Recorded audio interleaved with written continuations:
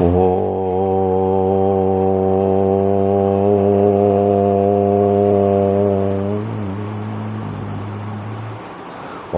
గణానాన్వా గణపతిం భవామహి కవిం కవీనాముపమస్తవస్తవం జ్యేష్ఠరాజం బ్రహ్మణాం బ్రహ్మణస్పతానస్సన్నన్నోతిభిస్సేదసాదనం ప్రణో దేవీ సరస్వతీ వాజేవిర్వాజనీవతి. శ్రీ గణేశాయ నమః. శ్రీ గురుభ్యో నమః. హరి ఓం. ఓం నమస్తే గణపతయే. త్వమేవ ప్రత్యక్షం తత్వమసి, త్వమేవ కేవలం కర్తాసి, త్వమేవ కేవలం దత్తాసి, త్వమేవ కేవలం హర్తాసి, త్వమేవ సర్వం కల్వం బ్రహ్మాసి, తం సాక్షాదాత్మాసి నిత్యం. ఓం ఋతుం వచ్మి సత్యం వచ్మి. ఓం శాంతి శాంతి శాంతి. సాయిరామ్. సాయిరామ్. మనం విభూతి యోగం చెప్పుకుంటున్నాం. విభూతి యోగంలో మన 1వ శ్లోకం మనం చక్కగా చదువుకున్నాం. ఇప్పుడు ఇది 2, 3 శ్లోకాలు ఈరోజు మనం చెప్పుకుందాం. అంటే ఆ భగవంతుని ఆశీస్సులు ఉంటే కానీ మనం చెప్పుకోలేం. ఆయన్ని ప్రార్థిస్తూ మనం ఈ కార్యక్రమాన్ని ఈ పవిత్రమైన వేళలో, పవిత్రమైన స్థలంలో మనం చెప్పుకుంటున్నాం. ఆ భగవంతుడు మనల్ని సహకరించి మనం తప్పక మనకి చేయించడానికి ఉపకరిస్తాడని ఆ భగవంతుని ప్రార్థన. ఆ సర్వేశ్వరుడైన ఆ భగవంతుని దయతోనే అన్నీ జరుగుతున్నాయి. ఇప్పుడు మనం చెప్పుకున్న విషయం కూడాను విభూతి యోగంలో ఆ భగవంతుని తాలూకా శక్తి. అంటే 1 నుంచి 7 శ్లోకాలు. ఇప్పుడు 1వ శ్లోకం అయింది. మొత్తం 7వ శ్లోకం వరకు ఈ విభూతి యోగ శక్తులు తాలూకా కథనాలు. అంటే ఆ శక్తులు ఎలా ఉంటాయి, ఆయన ఆ విభూతి యోగంలో ఎలా ఉన్నారు, ఆయన తత్వజ్ఞానం ఏంటి, ఆయన గురించే మనం తెలుసుకుందాం. ఆ తర్వాత 8 నుంచి 11 దాకా దాని తాలూకా ప్రభావం ఏంటి, దాని తాలూకా శక్తి ఏంటి, దాని తాలూకా యోగ శక్తులు ఏంటి, అవి దాని గురించి మనం నేర్చుకుందాం. అయితే ఈరోజు మనం 10వ ఓం తత్సత్. శ్రీమద్భగవద్గీతాసు ఉపనిషత్తు బ్రహ్మ విద్యానాం యోగశాస్త్రే శ్రీకృష్ణార్జున సంవాదే విభూతి యోగా 10వ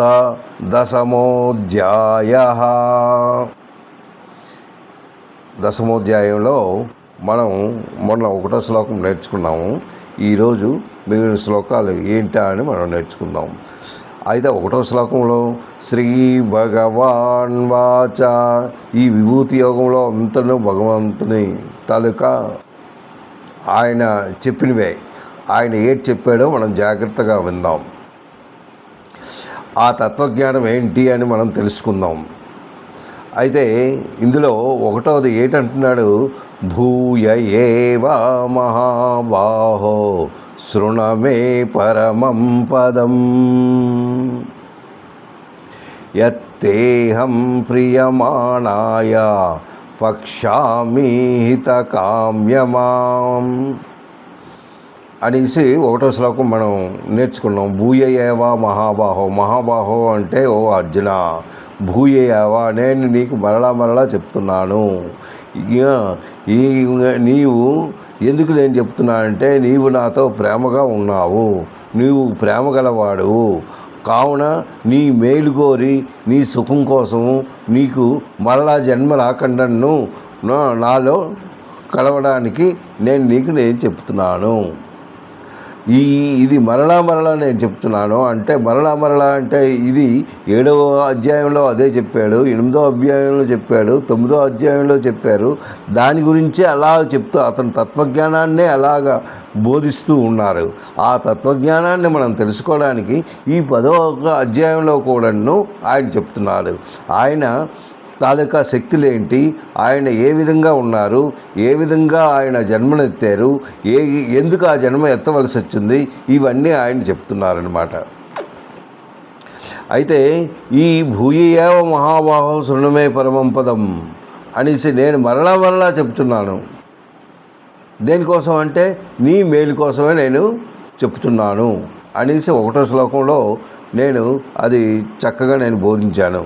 ఇప్పుడు 2వ శ్లోకంలో ఏం చెప్తున్నాడు అది మనం 2వ శ్లోకంలో నమే విదుహు, ఫస్ట్ స్టార్టింగే నమే నా మే మే మే విదుహు ఏంటి, సురగణ ప్రభవం నా మహర్షయః అని చెప్తున్నాడు.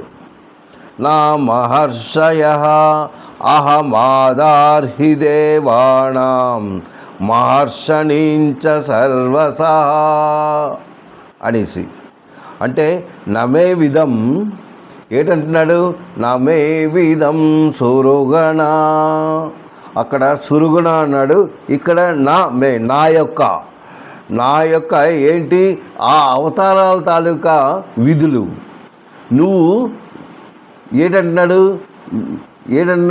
నమే విదుహు అంటే నువ్వు తెలుసుకో. ఏంటి, సురగణ అంటే దేవతలు. ఎవరు ఆ దేవతలు ఏంటి, వాళ్ళ గురించి తెలుసుకున్నావా,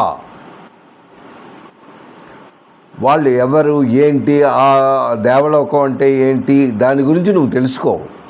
నమే విదు సురగణ ప్రభవన్, అక్కడ ప్రభవన్ ఏంటంటున్నాడు, ప్రభవన్ న మహర్షయః. ప్రభవన్ అంటే అక్కడ పుట్టుగా అంటే అవతారాల గురించి, ఎన్ని అవతారాలు ఎత్తాడో ఆయన దాని గురించి, ఈ అవతారాల గురించి నువ్వు తెలుసుకో, నా అవతారాల గురించి నువ్వు తెలుసుకో. ఆ తర్వాత మహర్షయ అంటే మహర్షులు, ఎంతమంది మహర్షులు ఉన్నారో ఆ మహర్షుల గురించి కూడా నువ్వు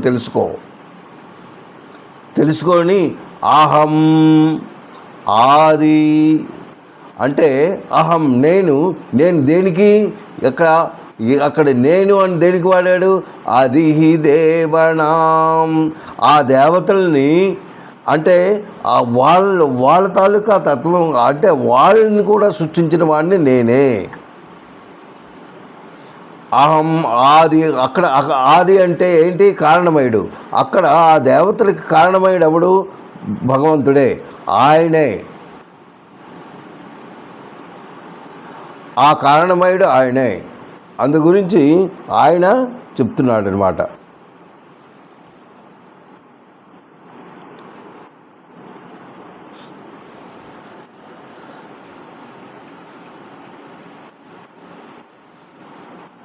నమే విదుం సురుగుణ ప్రణవన్న మహర్షయ అహం ఆది దేవనాం మహర్షణాం చ సర్వసః నా సర్వసః అని అక్కడ అంటున్నాడు. ఏంటంటున్నాడు అంటే అక్కడ అహం ఆది హే దేవనం అంటే దానికి కారణం దేనికి, ఈ దేవతలకి, దేవతలకు కూడా కారణభూతులైన నేనే, వాళ్ళని కూడా నేనే సృష్టించాను. మహర్షిన వాళ్ళు కాక ఇంకెవరికి, మహర్షులు. ఎవరు ఈ మహర్షులు, దాని గురించి నేను చెప్తాను. మహర్షణాం సర్వసః అందరినీ అంటే వాళ్ళతో సహా ఈ భూలోకంలో ఉన్న వాళ్ళని, అన్ని ప్రాణుల్ని సృష్టించిన వాడిని నేనే అనేసి ఆయన చెప్తున్నాడు. అందరినీ సృష్టించిన వాడిని నేనే అనేసి ఇచ్చట ఏంటంటున్నాడు? నమే విదుహం సురుగుణః ప్రభవాన్. ఏంటి ప్రభవాన్ అంటే ఏంటి అంటే, ప్రభవాన్ అక్కడ ప్రభవాన్ అని ఎందుకు వాడాడు అంటే, భగవంతుడు ఏంటి? స్థితి, సృష్టి, స్థితి, లయ, ఈ మూడు ఆయనదే. అందు గురించి అక్కడ ప్రభవాన్ అన్నాడు. అక్కడ ప్రభవాన్ అనడానికి ఈ మూడు అంటే అందులో ఏంటి? బ్రహ్మ, విష్ణు, మహేశ్వరుడు. మహేశ్వరుడు లయుడు, సృష్టికర్త బ్రహ్మ అన్నమాట. అంటే బ్రహ్మ, విష్ణు ఈ రూపాల్లో కూడాను ఆయన ఆయన ఆయన సృష్టించినవే. అంటే శిష్ట రక్షణ, ధర్మ సంస్థాపనకి ఆయనే చేశాడు.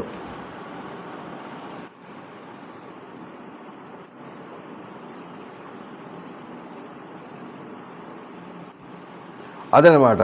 అంటే దుష్ట రక్షణ, శిష్ట ధర్మ సంస్థాపనకు ఏంటి? దాని గురించి కూడా ఆయనే భగవంతుడు. నెక్స్ట్ ఆయన అవతారాలు ఏంటి? ఎన్నో అవతారాలు ఎత్తాడు ఈ జగత్తునందు. ఎన్నో దేని గురించి అతను అవతారాలు ఎత్తవలసి వచ్చింది? సృష్టికర్త అంటే రక్షణకై, అంటే ఈ సృష్టికి రక్షణ గురించి ఆయన అవతారాలు ఎత్తవలసి వచ్చింది. ఒక్కొక్క విషయంలో ఆ అవతారం ఎత్తక తప్పదు. ఆ అవతారంలో ఆయన ఉండేవాడు. ఏ అవతారం ఉంటాడు? మత్స్య అవతారంలో ఉన్నాడు, కూర్మ అవతారంలో ఉన్నాడు, శ్రీరామ అవతారంలో ఉన్నాడు, శ్రీకృష్ణ అవతారంలో ఉన్నాడు. ఈ అవతారాలన్నీ ఆయన సృష్టి రక్షణ అంటే రక్షణ గురించి, ఈ సృష్టి రక్షణ గురించి ఆయన అవతారాలు ఎత్తు, అలాగా మానవ రూపంలో కూడా ఉంటూ అలాగా అవతారాలు ఎత్తు మన గురించి, మనం అంటే దేని గురించి? మనం ఏ విధంగా ఉన్నాము? మనం ద్వేషం అంటే చెడు భావనలతో ఉన్న మనల్ని, అంటే ఈ చెడు భావనలతో ఉన్న వాళ్ళని ఎలాగ మళ్ళీ చేయగలరు అంటే ఒక మంచి గురించి ఆయన వస్తూ ఉన్నాడు. మనల్ని మార్చడానికి ఆయన అవతారాలను వస్తాడు. శ్రీరాముడు ఎత్తాడంటే దానికి తగిన అవతారం. ఆ అవతారంలో ఏం చేశాడు? ఆ అవతారం ఎత్తడానికి కారణం ఏంటి? ఆ అవతారంలో ఏంటి? ప్రేమను పెంచుకున్నాడు. ఈ ప్రేమను పెంచుతూ వచ్చాడు. ఈ ప్రేమను అలాగా ఒకటి చేస్తూ ఆయన ముందుకు సాగాడనమాట. ఏంటి ఈ ప్రేమ? తండ్రి యొక్క ప్రేమ చూపించాడు. ఆ తర్వాత తన తమ్ముళ్ళ తాలూకా అంటే అన్నదమ్ముల తాలూకా ప్రేమను చూపించాడు. అవే కాక మనుషుల మీద ఉన్న ప్రేమ ఎలా ఉంటుంది, ఆ ప్రేమలో ఎలా ఉండేవారు అన్న దీంతో ఆ రామ అవతారం ఎత్తు అక్కడ దేని గురించి వచ్చాడు? దుష్ట రక్షణ, శిష్ట రక్షణ. అంటే దుష్టులను శిక్షించడానికి. ఎవరా దుష్టుడు? అక్కడ రావణాసురుడు దుష్టుడిగా ఉంటూ మహా చండాలంగా అక్కడ రాక్షస వంశంలో ఉన్నాడు కనుక ఆయన్ని సంహరించడానికి అక్కడ అవతారాన్ని ఎత్తాడు. శ్రీకృష్ణుడి అవతారంలో ఎన్నో దుష్టుల్ని, ఎంతోమందిని చంపాడు. అంటే వాడికి దుష్టరక్షణ లేకుండా వాడు ఆయన పరిపాలనలో చేశాడు. కంసుడిని తీసి వెళ్ళిపోయాడు కంసుడు.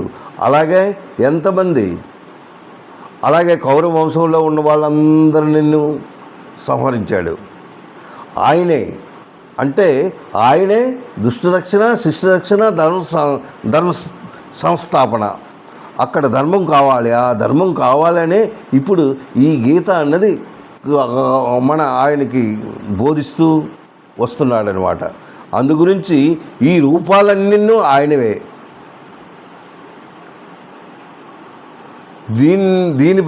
దీనికి ప్రభావము ఏ కారణంలో ఏ రూపం ధరిస్తున్నాడు, ఏ కారణంలో ఏ రూపాలను ధరిస్తున్నాడో అదే పరమ రహస్యం. ఆ తర్వాత ఇక్కడ ఏంటంటున్నాడు? ప్రభవన్. ఆ తర్వాత ఇక్కడ నమే విధం సురుగుణ. సురుగుణ అంటే దేవతలు. ఆ దేవతలు ఎలాగా ఉన్నారు? ఆ దేవతలు ఎవరు? యముడు, ఇంద్రుడు, వీళ్ళందరినీ ఆయనే సృష్టించారు. ఇంద్రాది దేవతలు అందరినీ ఆ దేవతలను కూడా ఈయనే సృష్టించాడు. ఆ తర్వాత ఇది కాక సప్త మహర్షులు 49 మంది. వీళ్ళని సృష్టిస్తూ ఆ సంతానాభివృద్ధితో అది అలాగా అభివృద్ధి అవుతూనే ఉంది. మనం అందరము వాళ్ళ తాలూకా బిడ్డలమే. అంటే కొన్ని వేల కోట్ల సంవత్సరాలు ప్రాణులన్నీ మహర్షుల యొక్క సంతానమే. ఇదంతా మహర్షుల యొక్క సంతానమే. ఈ సంతానాన్ని ఆయనే సృష్టించాడు. ఇది ఎలా ఉండాలి అని. అయితే ఈ మహర్షుల్ని సృష్టించిన అతనే ఆ తర్వాత దేవతలను కూడా ఆయనే సృష్టించాడు. ఈ దేవతలు ఎలా ఉంటారు అంటే వాళ్ళ తాలూకా పాలన, వాళ్ళ తాలూకా ఇది అవన్నీ చక్కగా సృష్టిస్తూ వాళ్ళ పరిపాలన వేరుగా ఉంటుంది. అలాగే భూలోకంలో ఉన్న వాళ్ళని కూడా ఆయనే సృష్టించాడు. ఈ సృష్టికర్త మాత్రం ఆయనే. ఆ తర్వాత అందరూ నిన్ను అక్కడే విద్య, బుద్ధి, శక్తి ఇవన్నీ ఆ భగవంతుడే ఇచ్చాడు. వీటితోనే మీరు లాభం అన్నాడు. బుద్ధినిచ్చాడు, శక్తినిచ్చాడు, విద్యనిచ్చాడు. ఇవన్నీ భగవంతుడి నుండియే లభిస్తాయి. ఈ రాక్షస వంశంలో ఎవరైతే ఉన్నారో వాళ్ళని సంహరించడానికి మళ్ళీ అవతారం ఎత్తాడు. ఆ తర్వాత విచిత్రమైన రూపాలను కనబడుతున్న అగ్నిని, అంటే ఈ ప్రకృతిలో ఉన్నవన్నీ ఆయనే సంపాదించినవే. అయితే ఈ దేవతలు ఎవరైతే ఉన్నారో ఈ దేవతలు కూడాను చాలా చక్కగా పరిపాలన వృత్తం చేస్తున్నారు. వీళ్ళందరికీ అధికారి మాత్రం ఆయనే. ప్రజాపతి అనగా ప్రజలను పాలించేవాడు. ఈ ప్రజాపతుల్లో అతను కూడా ఉన్నాడు, ఇంద్రుడు. ఇవన్నీ చేస్తూ ఆయన వస్తుండేవాడు. అది ఈ శ్లోకంలో ఏంటంటే చక్కగా ఆయన తాలూకా వృత్తులు, ఆయన తాలూకా విభూతులు చెప్పుకొచ్చాడు. ఏంటంటాడు? నేనే సృష్టికర్తని, నేనే కారణమైనని, ఈ దేవతలను సృష్టించిన వాడిని నేనే, దేవతలను పరిపాలించిన వాడిని నేనే, అన్నీ ఆయనే. బ్రహ్మ, విష్ణు, రుద్రుడు ఈ ముగ్గురిని కూడాను సృష్టించిన వాడిని నేనే. ఆ తర్వాత దుష్టరక్షణ, శిష్టరక్షణ, ధర్మ సంస్థాపన గురించి నేనే అవతారంగా ఎత్తూ ఉన్నాను. నేనే ఈ అవతారమూర్తి, ఈ జగన్నాథుడిని నేనే.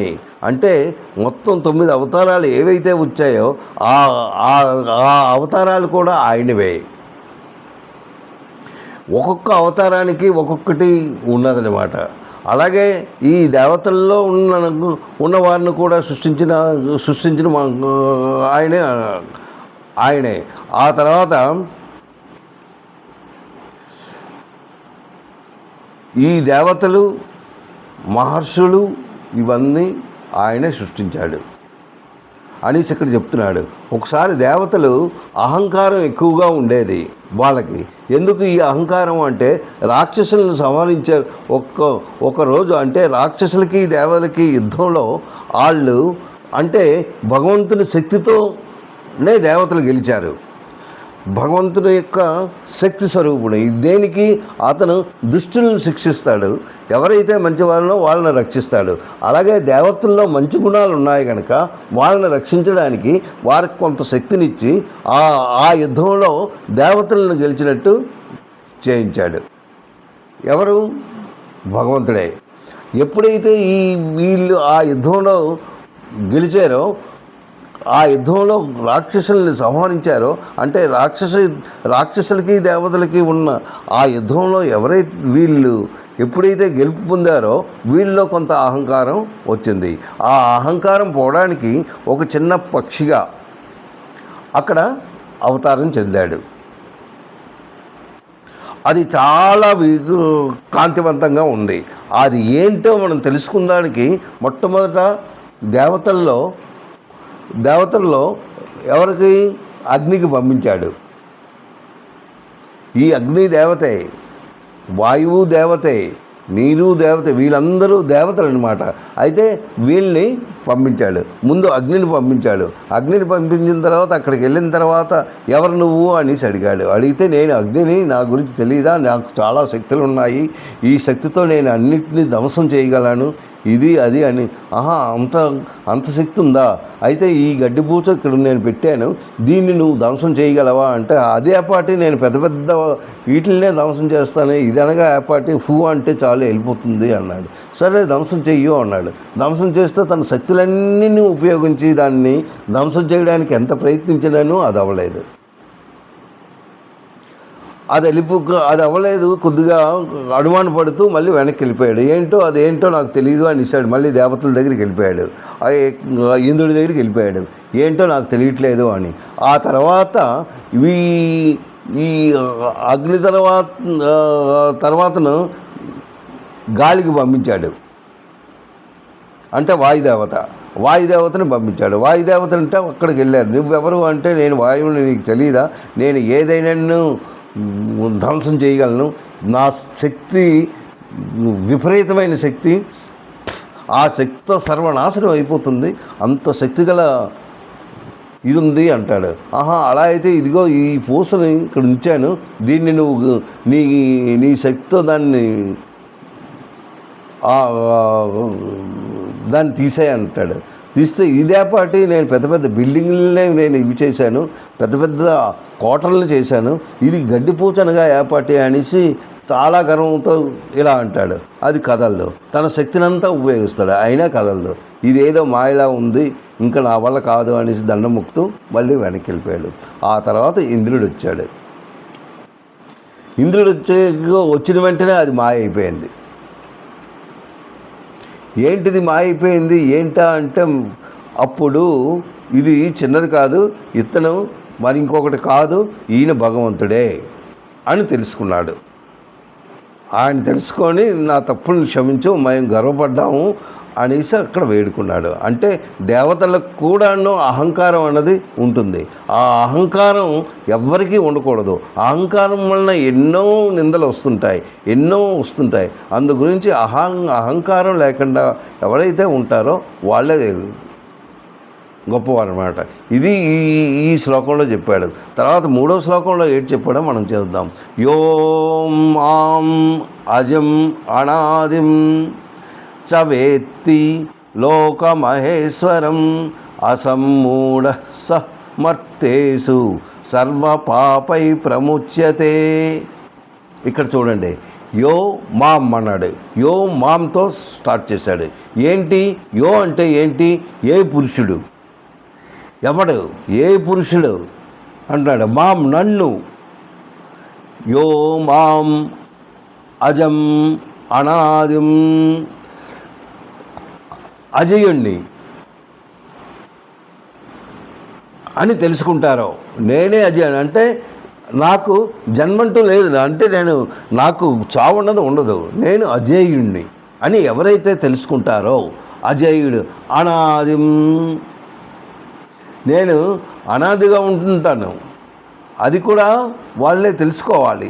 ఇది ఎవరైతే తెలుసుకుంటారో, చ మరియు ఇంకేంటి, వేత్తి ఎరుంగునో, చ వేత్తి లోకమహేశ్వరం, నేను ఎవరిని, నేను సకల లోక మహేశ్వరుణ్ణి.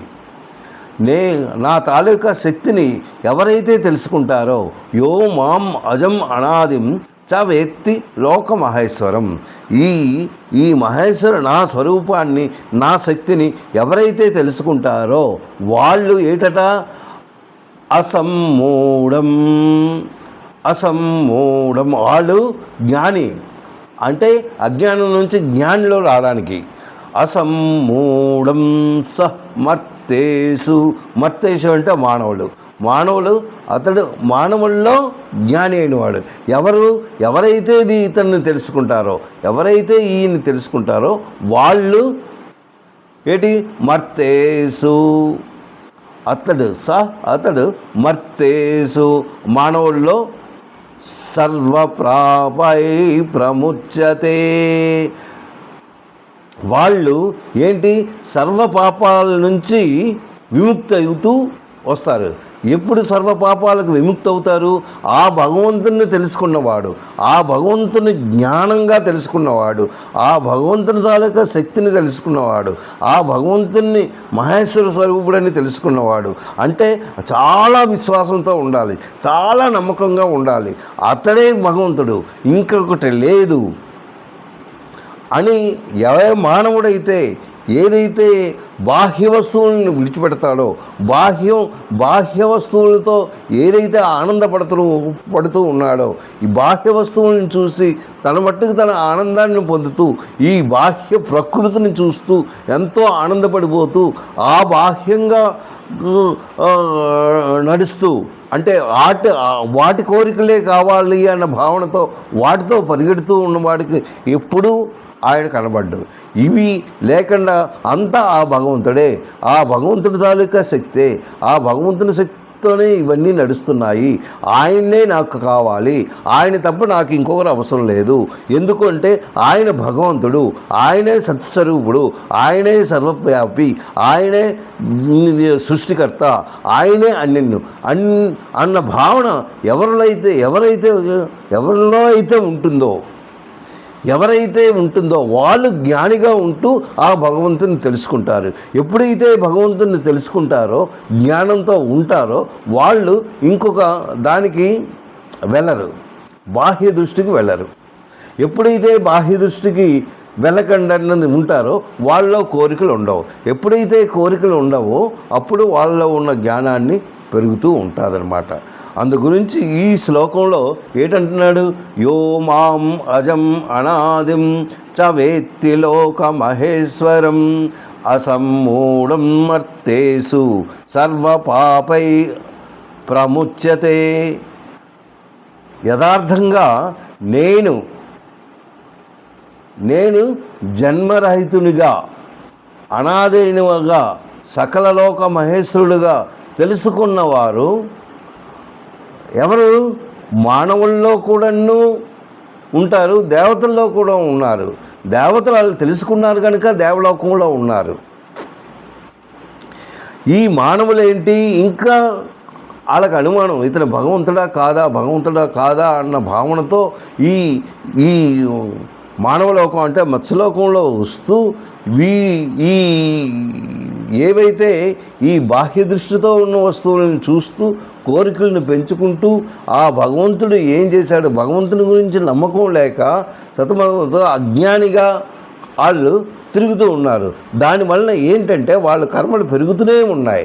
ఆ కర్మలు ఏంటంటే సకామ కర్మలు కావు, అవన్నీ మంచి కర్మలు కాక చెడు కర్మలు చేస్తూ వాళ్ళలో ఉన్న పాపాన్ని అభివృద్ధి చేసుకుంటూ మళ్ళీ ఈ జన్మరాహిత్యంలో పడుతూ, ఈ జన్మచక్రంలో పడుతూ, పుట్టుక చావు అని చేస్తూ, ఇదే ఒక మానవునిగా కాక ఇంకా నీచమైన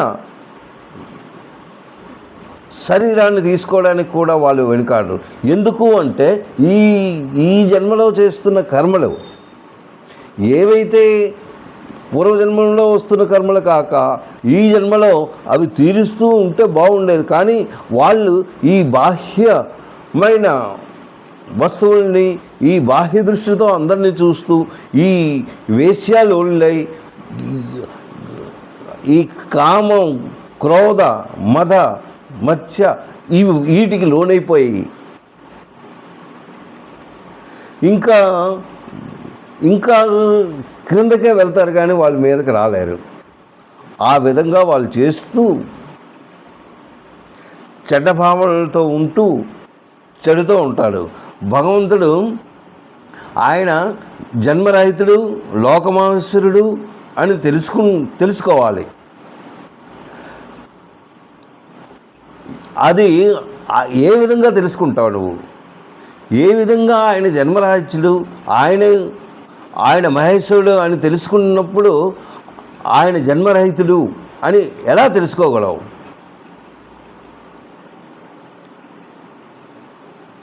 అని ఎవరైనా భావించినచో ఆయన అవతారాల గురించి తెలుసుకోవాలి, ఆమెన శాస్త్రాల గురించి చూసుకోవాలి. ఆమె ఏవైతే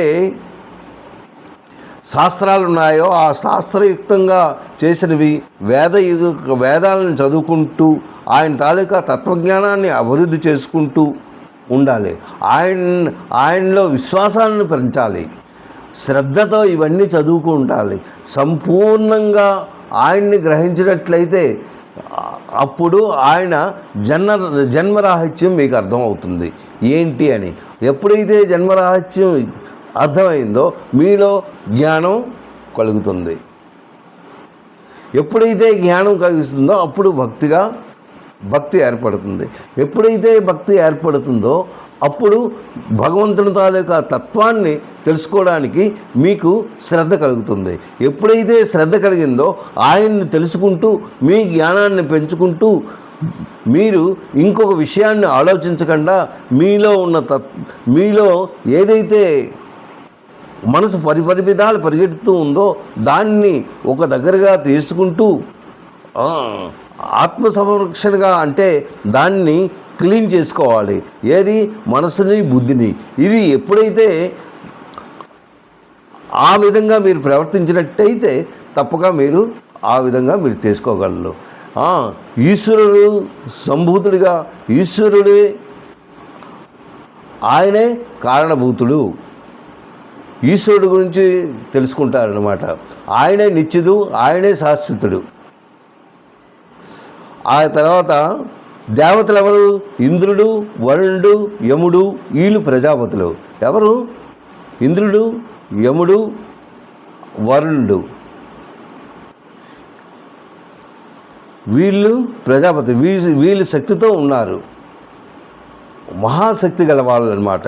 ఈ శక్తి రూపంతో వాళ్ళు పరిగణిస్తున్నారు.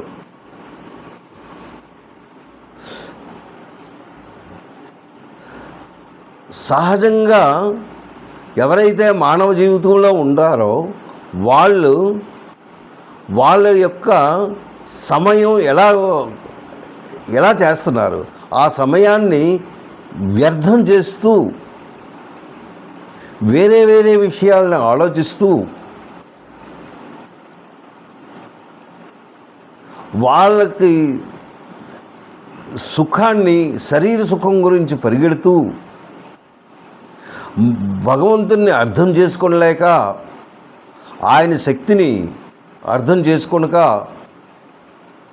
అంతా తన శక్తితోనే అవుతుంది, నా తాలూకా తెలివితేటలతోనే ఇవన్నీ అవుతున్నాయి, నా యొక్క యోగ బలంతోనే నేను ఈ విధంగా ఉన్నాను, నా యొక్క శక్తితోనే నేను ఈ విధంగా ఉన్నాను అన్న భావనతో భావిస్తూ ఈ భోగాలకి లోనై కోరికలను పెంచుకుంటూ తన ఇష్టం వచ్చినట్టు తను ప్రవర్తించినట్లయితే వాళ్ళు ఎప్పుడూ ఈ త్రోవకు రాలేరు. ఎవరైతే నమ్మకంగానూ శ్రద్ధాశక్తులతో ఎవరైతే శాస్త్రాలను చదువుకుంటూ వేదాలను చదువుకుంటూ ఆ భగవంతుని తత్వాన్ని అర్థం చేసుకొని ఆ భగవంతుని మీద నమ్మకం కలుగుతూ ఈ భగవంతుడి తప్ప నాకు ఇంకొకరు లేరు అన్న భావనతో ఎవరైతే ఉంటారో వాళ్ళు తప్పక దీన్ని చేరుకోవను. భగవంతుని సేవలోనే వాళ్ళు గడుపుతారు. ఇంకొక సేవ వాళ్ళకి అవసరం లేదు. అది భగవంతుని సేవతోనే వెళ్తారు. ఈ భోగాల వలన సుఖాలు ఉన్నాయి అని భావించక వాటికి దూరంగా ఉంటారు. అది మనకు కాదు. ఈ భోగాల వలన ఎటువంటి ఆనందము ఏర్పడదు. అంటే ఆనందం ఉంటుంది కానీ ఇది పెర్మనెంట్ కాదు. మనకు శాశ్వతమైన ఆనందం కావాలి అంటే ఓన్లీ భగవంతుడే. ఈ భగవంతు తత్వాన్నే మనం అర్థం చేసుకోవాలి. ఈ భగవంతుని తత్వాన్నే ఈ ఆనందం కూడా ఎక్కడ ఉందంటే భగవంతుని తత్వంలో ఉన్నది అని భావించాలి. అప్పుడు ఎప్పుడైతే అలా భావిస్తూ భగవన్నామస్మరణతో భగవంతుని ఎప్పుడూ కొలుస్తూ ఆ భగవంతుడే అన్ని విధాలా మనల్ని కాపాడుతున్నాడు అన్న భావనతో వాళ్ళు భగవంతుని పూజలు చేస్తూ భగవంతుని వేదాలు చదువుతూ భగవంతుని అష్టశాస్త్రాలతో ఆయన్ని కొలుస్తూ ఇవన్నీ ఎప్పుడైతే చేస్తారో వాళ్ళలో ఒక మంచి భావన ఏర్పడి అంటే వాళ్ళలో ఉన్న అజ్ఞానాన్ని పోయి జ్ఞానం అన్నది లభిస్తూ ఎప్పుడైతే జ్ఞానం లభిస్తుందో వాళ్ళలో కొంత ప్రకాశం ఏర్పడుతుంది. ఎప్పుడైతే ప్రకాశం ఏర్పడుతుందో వాళ్ళలో కొంత ఆనందాన్ని పొందుతారు. ఈ బాహ్య వస్తువులతో ఉన్న ఆనందం అది ఆనందమే కాదు.